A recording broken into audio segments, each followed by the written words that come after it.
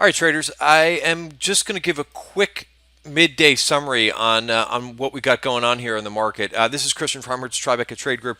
It's just something. The reason why I'm doing a midday video, which I very rarely do, is because we got a little something different going on in the market. Something that we really haven't seen in a couple months. It's been pretty much business as usual for the last couple of months. We've been grinding higher, kind of pausing, grinding higher, but we really haven't violated any support. So today's a little bit different, and really what we talked about in last night's video, which I think we hit the nail on the head, is that the small caps were cracking, for the last couple days, and today they basically broke, right? So this video is not to give myself a pat on the back or anything like that, but just to kind of now say what to kind of do now that we've rolled over. And why do I think, first of all, that the small caps are so important?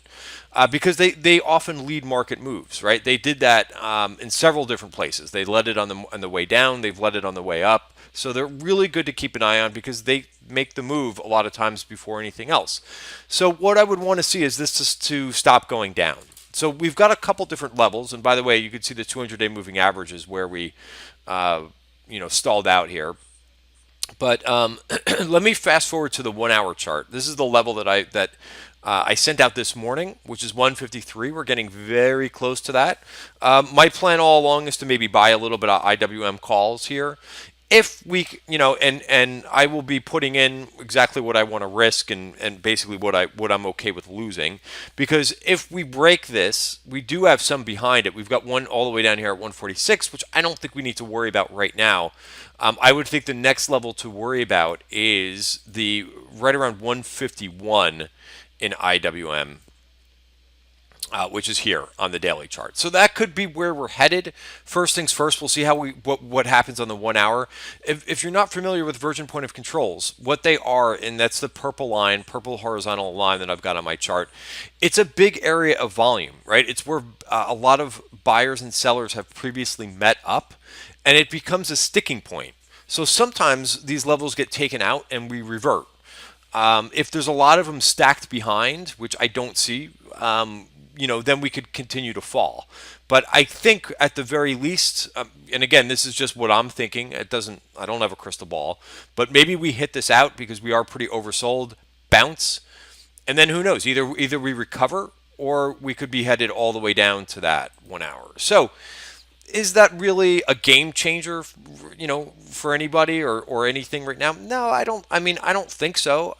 Just think you just kind of have to prepare for this a little bit, as we've been talking about the last couple days, and start to get out a watch list. SPY, by the way, looks a little bit different. SPY is now starting to kind of move, although we're only down 55 basis points. What I would watch here for a SPY is the week's lows. If we could hold that, we're okay. However, if we don't hold that, then I would say the 275 epoch, right? Qs are going to look like a different picture on that 1 hour. We actually started the day above value, and you could see that this should just formulate. This, we have support right here at 173, and they've been acting better. So it seems like there's a little bit of strength. So that's not a bad sign. So if we get to that Virgin Point of Control in IWM, I would be a buyer for now. And not huge size, but sometimes we are looking for a little bit of volatility to kind of get into the market a little bit. So that's my plan for the day, and then we'll kind of just go from there. But I am looking at, as well as, I'll let you know a few names that are on my watch list as well. But the software names, right? The software names have been in berserk mode. They've been the market leaders this year, and they're pausing. This is what we want to see. Because they're going to set up for some nice buying opportunities. So yeah, I'm looking at Salesforce. I'm looking at Workday. Team is another one. But let these things work themselves out. If you feel the need to buy the dip, you could maybe dip your toe in and then kind of go from there. And then once you get that confirmation, then you can kind of put on a little bit bigger size. But I think these names are going to set up beautifully. You just kind of have to let it play through. And I'm actually really excited to see a little bit of a pullback at this point, because seriously, these names, they just got a little bit too stretched. But they're going to set up. Coop might be another one, right? That's just run a little bit too far. Also, a name that I'm watching today is TDD. They have their analyst day. That's in the afternoon. But again, these look like reversal bars. and a lot of these. So just let it play out a few days, and I personally am not going to be just over anxious to kind of buy the dip. I think being patient and scaling in is the right approach at this point for me.